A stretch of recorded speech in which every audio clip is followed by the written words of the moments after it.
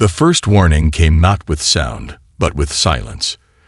Deep space monitoring stations across the solar system went dark simultaneously, their quantum communication networks flickering like dying fireflies. Captain Jack Harrison watched the holographic displays in the underground command center beneath Geneva, his weathered fingers tracing the cascading lines of system failures. 20 years of military service had prepared him for countless scenarios, but nothing could have readied him for this moment. Outside the reinforced command center, the world held its breath. Cities that had once buzzed with the constant hum of technological life now stood eerily quiet. In New York, Tokyo, London, and Beijing, digital billboards went dark. Communication networks collapsed like fragile glass structures, leaving behind an unnatural stillness that spoke of something profound and terrifying approaching. Jack remembered the briefings from 3 months ago. Intelligence reports had suggested an incoming threat, but most had dismissed them as paranoid speculation. Dr. Elena Martinez, the lead xenostrategist from the Global Defense Initiative, had been ridiculed for her predictions. Now her warnings echoed with brutal prophecy. The holographic display suddenly erupted with light. A massive fleet materialized at the edge of the solar system, a constellation of metallic nightmares that defied human comprehension. Each vessel was a city-sized predator, its hull constructed from materials that seemed to absorb and redirect light. Thousands of ships stretched across the dark canvas of space, their configuration suggesting a level of technological advancement that made humanity's most advanced warships look like children's toys. "Transmission incoming," announced Lieutenant Rebecca Chen, her voice tight with controlled panic. The alien communication burst through the remaining communication barriers.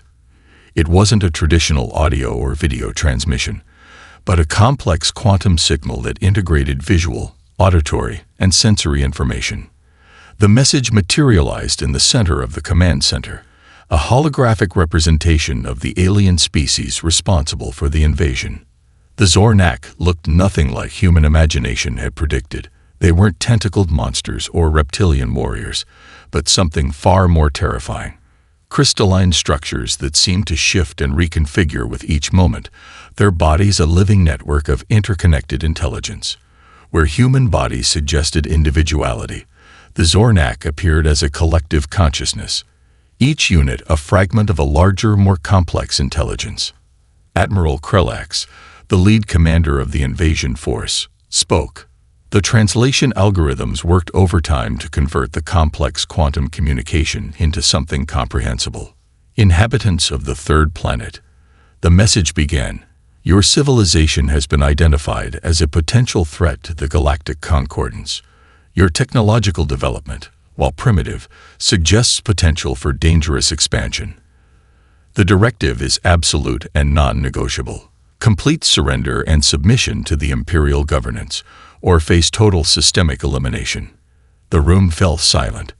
Jack could hear the subtle breathing of his colleagues, could feel the weight of potential extinction pressing against the reinforced walls of the command center. Dr. Martinez stepped forward, her dark eyes scanning the holographic representation with an intensity that suggested she was seeing far more than anyone else in the room. She had dedicated her entire career to studying potential extraterrestrial contact, and now that moment had arrived with the subtlety of a nuclear explosion. "They're not here to negotiate," she whispered, more to herself than to anyone else. "They're here to perform a systematic removal." The Zornak transmission continued, detailing the terms of surrender. Complete disarmament.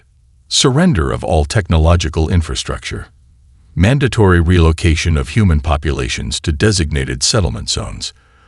The message was clinical, devoid of emotion, a bureaucratic directive for planetary extinction. Jack's hand unconsciously moved to the small medallion he wore, a family heirloom passed down through generations of military service. It had survived world wars, economic collapses, and planetary climate shifts. Now it would bear witness to humanity's potential final moment. Lieutenant Chen's voice broke the tension. "Incoming secondary transmission. Seems to be. Wait, that's impossible." Another holographic window opened, But this one didn't contain alien directives or invasion plans. Instead, it showed a series of complex mathematical equations, quantum entanglement diagrams, and what appeared to be a technological blueprint that seemed to defy every known law of physics. Someone in the room laughed. A sound of pure, hysterical hope. The invasion had begun. But humanity was far from defeated. The abandoned research facility sat nestled in the remote mountains of Colorado, a relic of humanity's most ambitious and controversial scientific endeavors. Most government records had long since been scrubbed, leaving only whispers and classified footnotes about the work conducted within its reinforced walls. Dr. Michael Reynolds moved through the facility's central laboratory like a man possessed. Holographic displays danced around him, complex mathematical equations and quantum entanglement models spinning in three-dimensional glory. Coffee mugs from days ago sat forgotten, rings of dried liquid marking the passage of sleepless nights and relentless research. 12 years of work had led to this moment. The quantum resonance simulator looked nothing like traditional scientific equipment. It was a massive construct that seemed to defy physical limitations, a network of crystalline processors, liquid-cooled quantum circuits, and energy conduits that seemed to pulse with an almost living intelligence. Where other scientists saw impossible challenges, Reynolds saw potential. "Come on," he muttered, adjusting a delicate quantum alignment matrix. "Show me what you can do." The facility's security systems were a marvel of paranoid engineering. Multiple layers of quantum encryption, electromagnetic shielding, and biometric authentication made the complex virtually impenetrable. Most of the world believed the facility had been abandoned years ago, a failed experiment in cutting-edge research. They were wrong. Dr. Elena Martinez entered the lab, her military-issued tablet displaying the latest transmission from the Zornak invasion fleet. The alien ultimatum hung in the air between them, a death sentence for humanity waiting to be executed. "How close are you?" she asked, her voice a controlled mixture of hope and desperation. Reynolds didn't look up. His fingers danced across holographic interfaces, recalibrating quantum entanglement nodes that seemed to exist in multiple states simultaneously. "Closer than anyone realizes," he responded.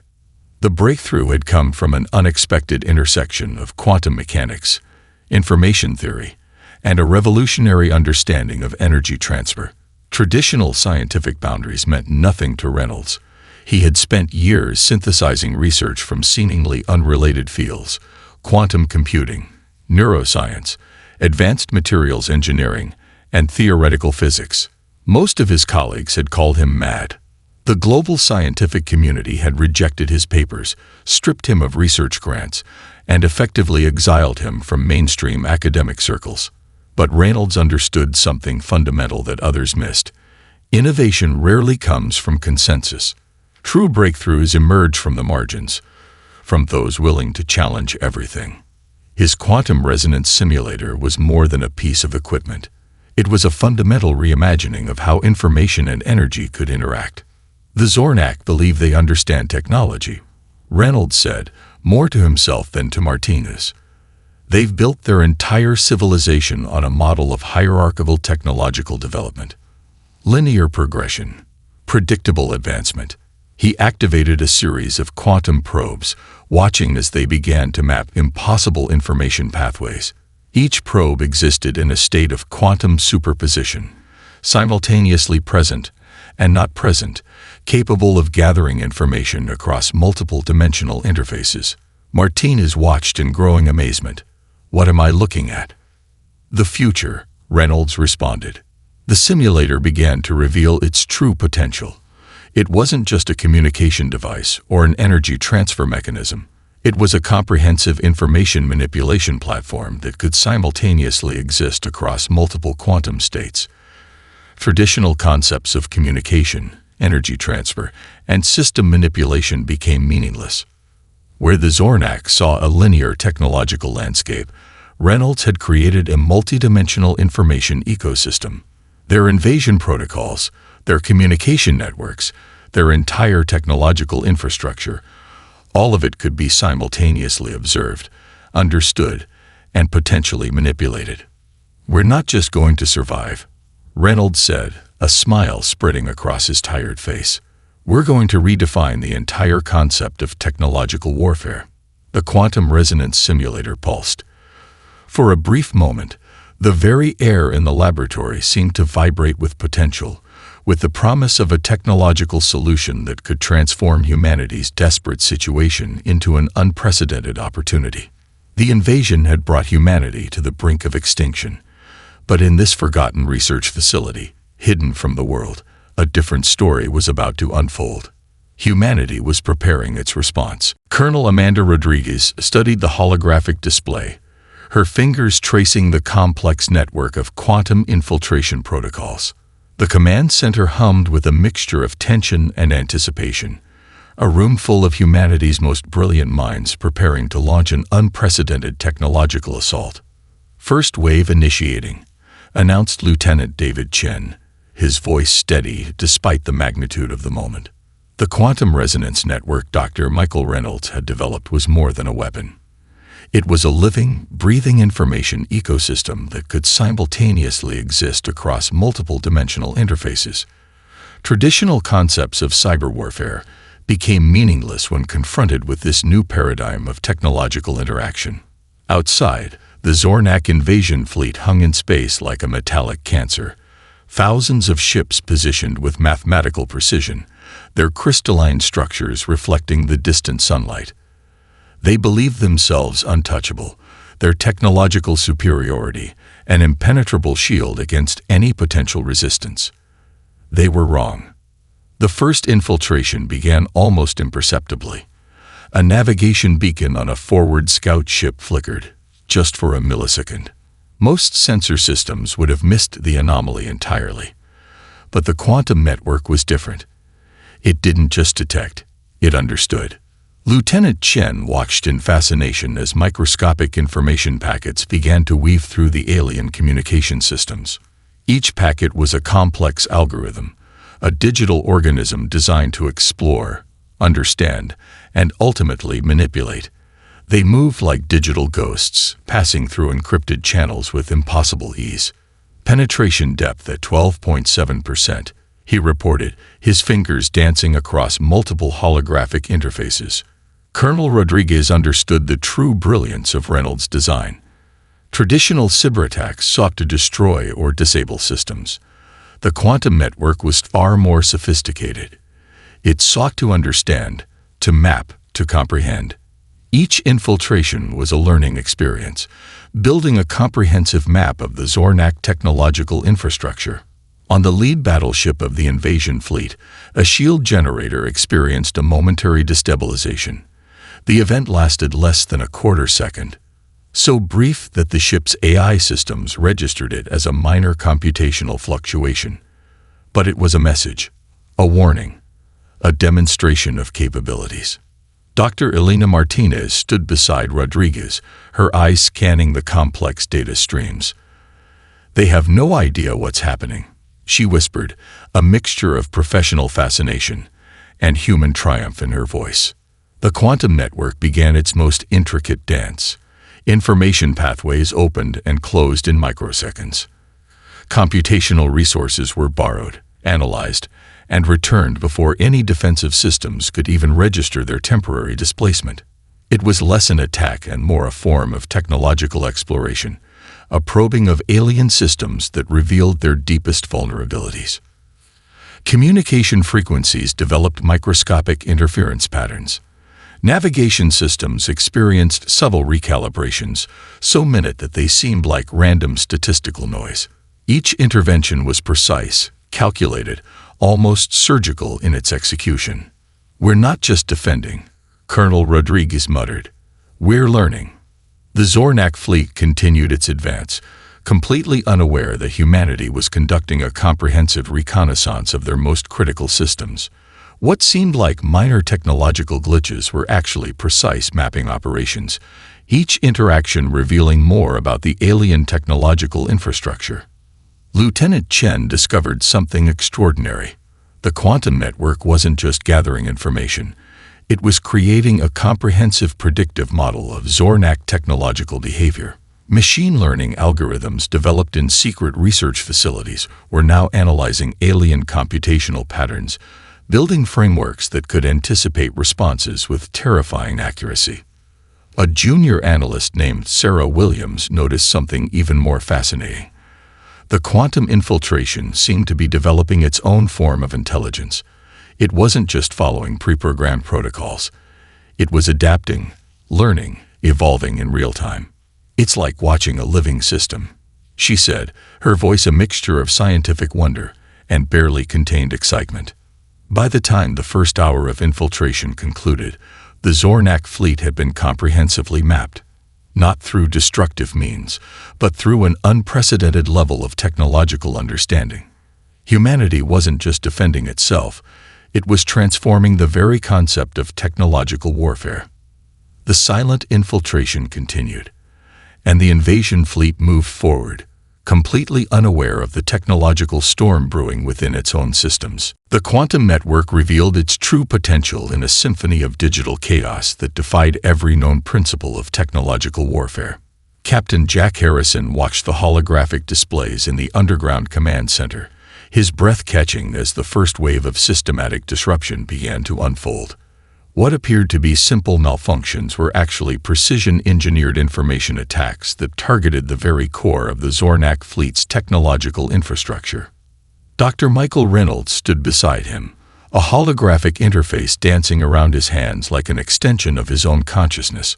"We're not just disrupting," he explained, his voice a mixture of scientific excitement and strategic calculation. "We're deconstructing their entire technological paradigm." The first battleship group experienced the initial wave of attacks. Navigation systems began to develop microscopic inconsistencies, errors so subtle that they would have been imperceptible to any traditional monitoring system. A course correction here, a minimal thrust variation there. Individually, these seemed like routine computational adjustments. Collectively, they were creating a massive navigational nightmare. Lieutenant David Chen tracked the progression on his quantum interface. Battlegroup Omega is now 0.03 degrees off its original trajectory, he reported. Compounded over distance, that's a deviation of several thousand kilometers. The Zornak fleet's primary weakness was its absolute faith in technological perfection. They had built their entire civilization on the assumption of computational infallibility. The quantum network exploited this fundamental blind spot with surgical precision. Entire battleship squadrons found themselves adrift, their advanced AI systems transforming into confused, malfunctioning networks.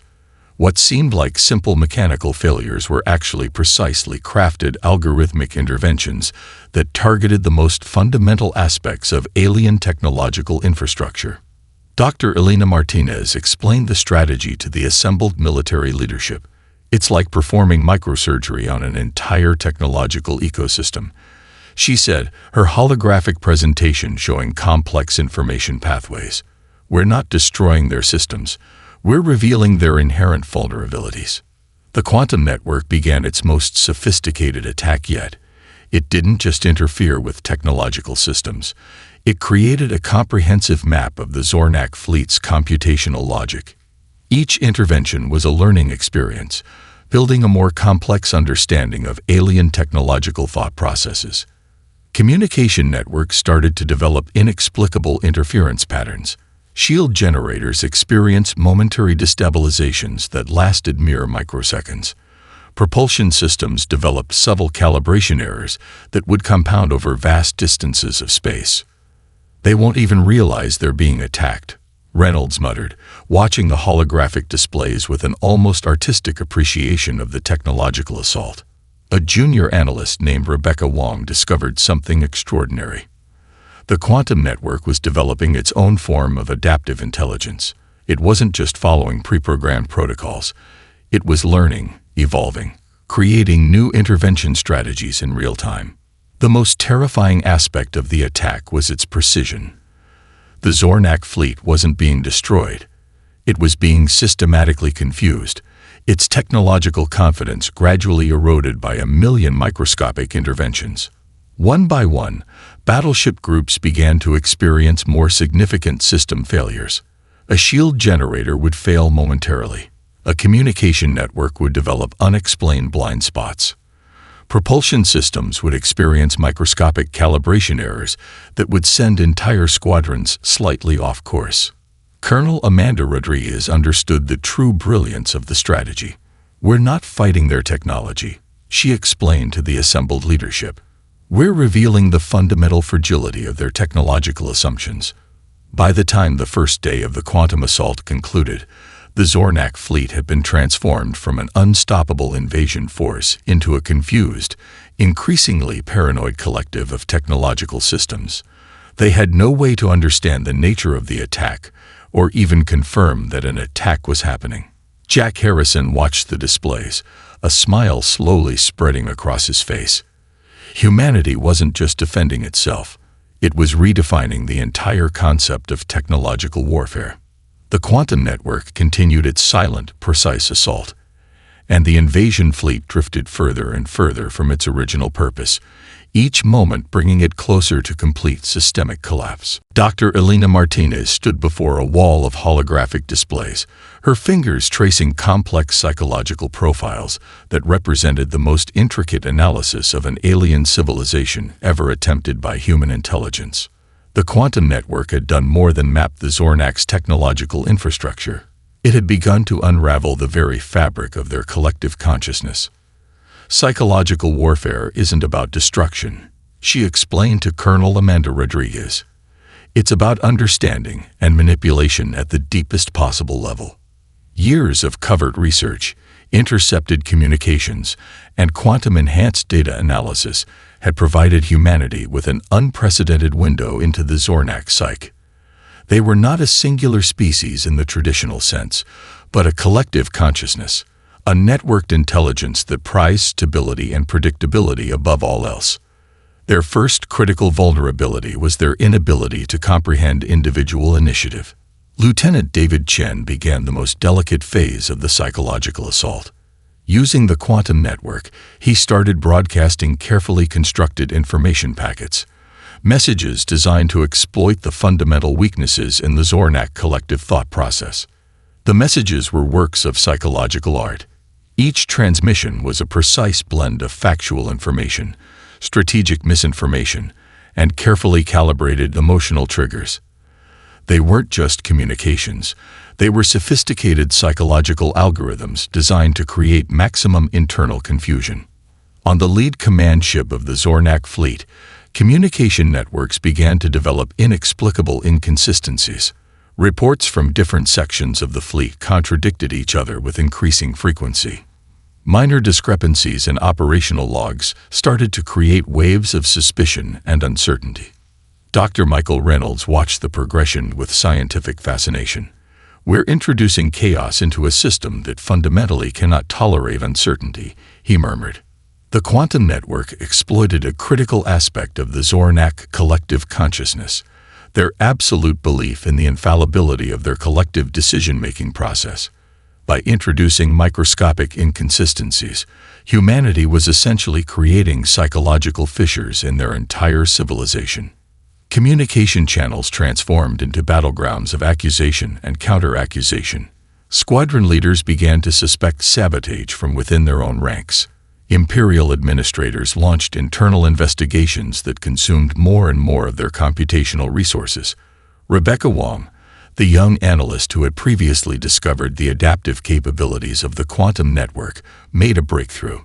She identified specific frequency modulations that could trigger deep-seated psychological responses in the Zornak collective consciousness. It's like finding the exact frequency that makes a complex machine start to vibrate itself apart, she explained, her fingers dancing across holographic interfaces. The psychological assault was multidimensional. Some transmissions suggested potential internal betrayals. Others introduced historical contradictions that challenged the fundamental narrative of Zornak supremacy. Each message was a precision-guided psychological weapon. Colonel Rodriguez understood the true brilliance of the strategy. "We're not fighting their technology or their military," she explained to the assembled leadership. "We're dismantling their entire conceptual understanding of reality." On the invasion fleet, the first signs of serious psychological fracturing began to emerge. Communication protocols became increasingly erratic. Decision-making processes slowed to a crawl as each collective unit became more and more suspicious of the others. The quantum network was doing something unprecedented. It wasn't just gathering information or causing disruptions. It was creating a comprehensive psychological profile of an entire alien civilization in real time, using that information to systematically undermine their collective confidence. Jack Harrison watched the holographic displays, a mixture of professional detachment and human wonder crossing his face. Humanity had transformed psychological warfare from a crude instrument of conflict into a precise scientific method of civilizational deconstruction. By the time the first week of the psychological assault concluded, the Zornak invasion fleet had transformed from a unified force of technological supremacy into a confused, increasingly paranoid collective. They were being defeated not by traditional weapons, but by a fundamental understanding of their own psychological limitations. The quantum network continued its silent, precise assault, and the invasion fleet drifted further and further from its original purpose, each moment bringing it closer to complete systemic collapse. The Zornak Imperial Armada transformed into a landscape of cascading psychological disintegration. Deep within the crystalline command structure of the lead vessel, communication protocols began to unravel with terrifying complexity. What had once been a perfectly synchronized collective consciousness now resembled a battlefield of competing narratives, suspicions, and increasingly desperate attempts to maintain control. High Command Coordinator Vexnar studied the incoming communication streams, each report more contradictory than the last. Sensor logs from forward squadrons reported inexplicable system anomalies. Navigation databases showed microscopic but persistent trajectory deviations. Communication networks developed unexpected blind spots that appeared and disappeared with maddening irregularity. Explain, Vexnar demanded of the nearest computational liaison, a living neural network that served as the primary information processing unit. The liaison's crystalline structure pulsed with uncertainty, a state completely foreign to the Zornak understanding of existence. Inconclusive, it responded, a response that would have been unthinkable mere days earlier. Dr. Elena Martinez watched the holographic displays in the Human Command Center, her fingers tracing the complex psychological breakdown. They're experiencing something they have no framework to understand, she explained to Colonel Amanda Rodriguez.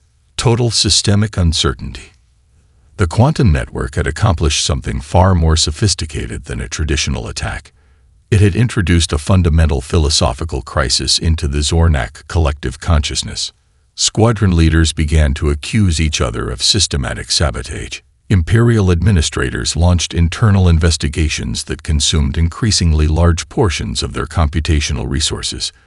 Each attempt to understand the growing inconsistencies only created more confusion, more uncertainty. Lieutenant David Chen tracked the progression with scientific fascination. We're not just disrupting their systems, he noted. We're challenging their entire conceptual understanding of reality. The attack was multi-layered. Some communication packets introduced historical contradictions that challenged the fundamental narrative of Zornak supremacy. Others created microscopic inconsistencies in operational logs that, when compiled, suggested potential large-scale internal betrayals. Dr. Michael Reynolds understood the true brilliance of the psychological assault. They've built an entire civilization on the assumption of collective infallibility, he explained. We're introducing doubt at the most fundamental level of their existence. On the third day of the comprehensive psychological attack, the first major fracture occurred. A forward reconnaissance squadron suddenly broke communication with the main fleet, declaring a potential internal contamination. The declaration itself was less important than the method of communication. Fragmented, uncertain, displaying a level of individual initiative completely foreign to Zornak operational protocols. Rebecca Wong, the young analyst who had been instrumental in developing the psychological warfare strategies, noticed something extraordinary. The quantum network was no longer just attacking. It was learning, adapting, creating new intervention strategies in real time. We're watching a civilization experience its first experience of individual consciousness, she whispered, her voice a mixture of scientific wonder and human empathy.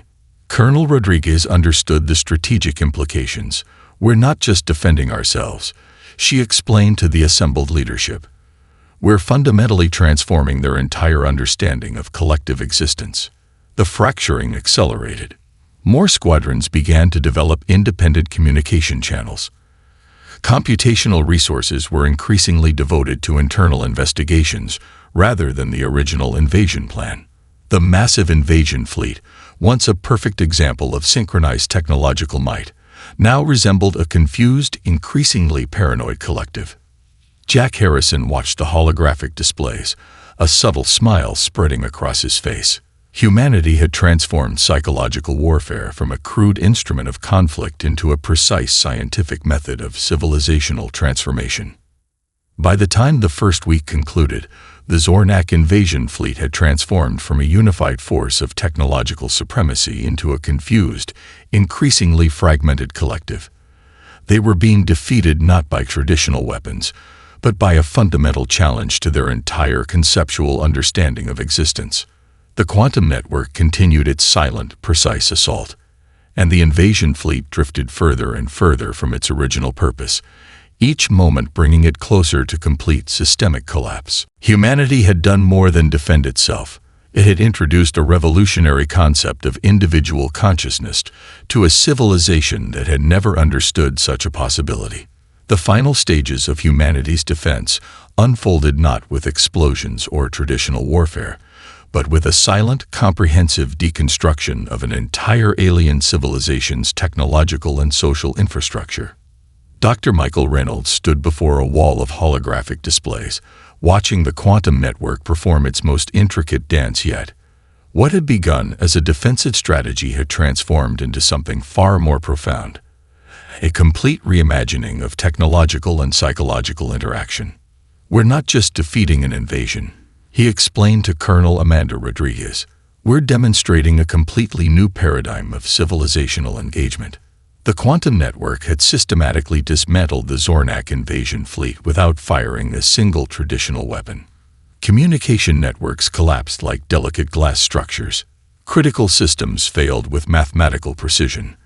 The once mighty Imperial Armada now resembled a collection of confused, isolated vessels, each cut off from the collective intelligence that had once made them invincible.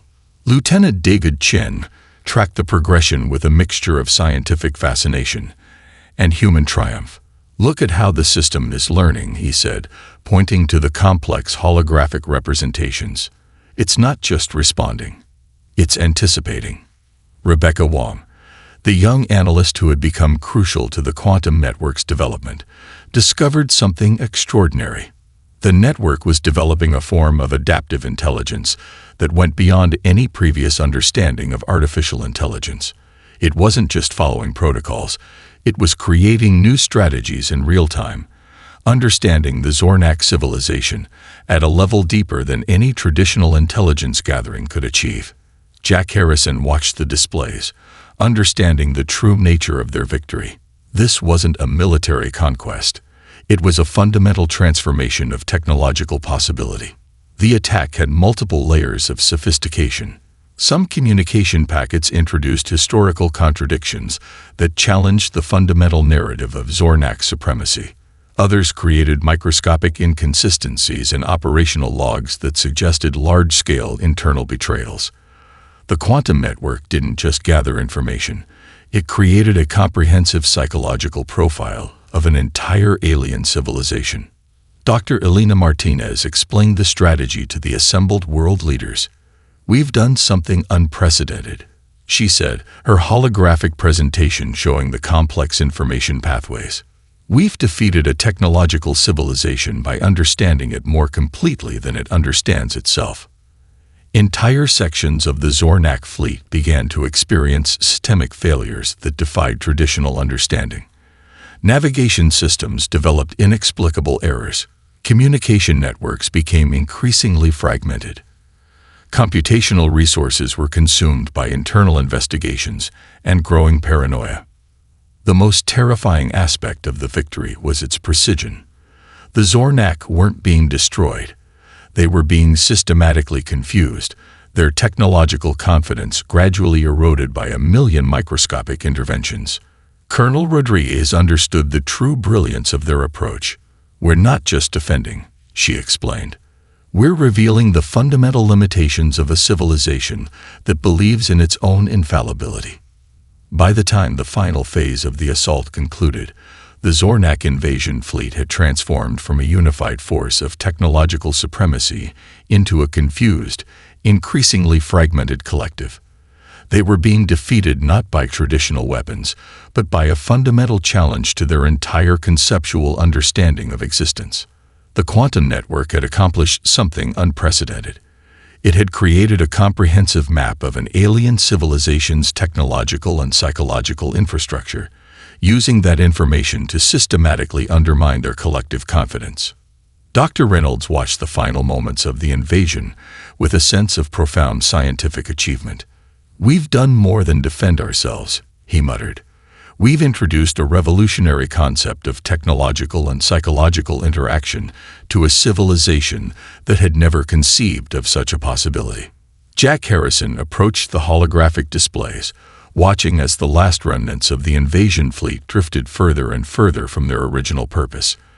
Each moment brought them closer to complete systemic collapse. Rebecca Wong made one final discovery. The quantum network had not just defeated the invasion. It had created a comprehensive database of alien technological and psychological understanding that would transform humanity's approach to potential future encounters. "We're not just survivors," she whispered. "We're transformers of reality itself." The invasion had begun with an ultimatum of extinction. It would end with humanity demonstrating a level of technological and psychological sophistication that would reshape the understanding of civilizational interaction forever. Humanity had done more than defend itself. It had introduced a revolutionary concept of technological engagement to a universe that would never be the same again. The transmission from the Zornak leadership arrived not as a declaration of surrender, but as a bewildered acknowledgement of humanity's unprecedented capabilities. United Nations headquarters in Geneva became the unexpected center of the most significant moment in human history. World leaders, military strategists, and scientific luminaries gathered in a chamber that buzzed with a mixture of tension and anticipation. Dr. Michael Reynolds stepped forward, the quantum network's comprehensive data models projected around him like a living, breathing information ecosystem. The holographic displays showed not just the defeat of the Zornak invasion fleet, but a complete mapping of an alien civilization's technological and psychological infrastructure. "This is more than a victory," he explained to the assembled global leadership. "This is a fundamental reimagining of interstellar interaction." Colonel Amanda Rodriguez stood beside him, her military background providing a counterpoint to Reynolds' scientific perspective. The quantum network had done more than defend humanity. It had created a comprehensive understanding of technological and psychological engagement that would reshape galactic civilization. The Zornak transmission revealed the true depth of their transformation. Their collective consciousness, once an impenetrable network of synchronized thought, had experienced something unprecedented. The introduction of individual consciousness, the systematic deconstruction of their technological assumptions, had fundamentally altered their entire civilizational understanding. Lieutenant David Chen analyzed the incoming communication, his fingers tracing complex linguistic and computational patterns. "They're experiencing something close to individual awareness for the first time," he observed. "Our intervention has essentially triggered a civilization-wide evolutionary moment." Dr. Elena Martinez understood the profound implications. "We didn't just defend ourselves," she explained. "We introduced a revolutionary concept of technological and psychological interaction to a civilization that had never conceived of such a possibility." The quantum network had become more than a defensive tool. It was now a comprehensive database of interstellar understanding, a living repository of technological and psychological knowledge that would transform humanity's approach to potential future encounters. Rebecca Wong, The young analyst who had been instrumental in developing the quantum network's capabilities made a breakthrough discovery. The network had not just defeated the invasion. It had created a method of interstellar communication and understanding that went far beyond traditional concepts of technological interaction. Jack Harrison watched the proceedings, understanding that humanity had crossed a fundamental threshold. This was more than a military victory. This was a moment of civilizational transformation. The global response was complex. Some world leaders saw the quantum network as a potential weapon. Others understood it as a revolutionary tool of communication and understanding. But everyone recognized that everything had changed. United Nations Secretary-General Elena Rodriguez, no relation to the Colonel, addressed the global community. Humanity has demonstrated that our greatest strength is not our technology, she declared, but our ability to understand, adapt, and transform. The quantum network's capabilities went far beyond what its creators had initially imagined. It wasn't just a defensive tool or a method of communication. It was a living, adaptive system that could map and understand complex civilizational structures with unprecedented depth and precision. Dr. Reynolds explained the most profound implication. "We've created something that goes beyond traditional artificial intelligence," he said. "This is a comprehensive system of interstellar understanding, a method of engagement that doesn't rely on destruction, but on deep fundamental comprehension." The Zornak transmission continued to reveal the depth of their transformation. Their collective consciousness was experiencing something unprecedented, a gradual awakening to individual awareness, to the possibility of diverse perspectives and individual thought. Colonel Rodriguez understood the strategic implications. "We've done more than defend ourselves," she explained. "We introduced a revolutionary concept of civilizational interaction to the universe." Rebecca Wong made one final observation that captured the essence of their achievement. "We're not just survivors," she whispered. "We're transformers of reality itself." The quantum network stood as humanity's greatest achievement, a living testament to our ability to understand, adapt, and fundamentally reshape our understanding of technological and civilizational interaction. Humanity had entered a new era, no longer just a species confined to a single planet.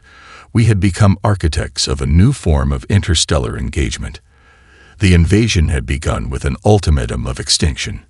It would be remembered as the moment humanity demonstrated its true potential, not through destruction, but through understanding. The universe would never be the same again.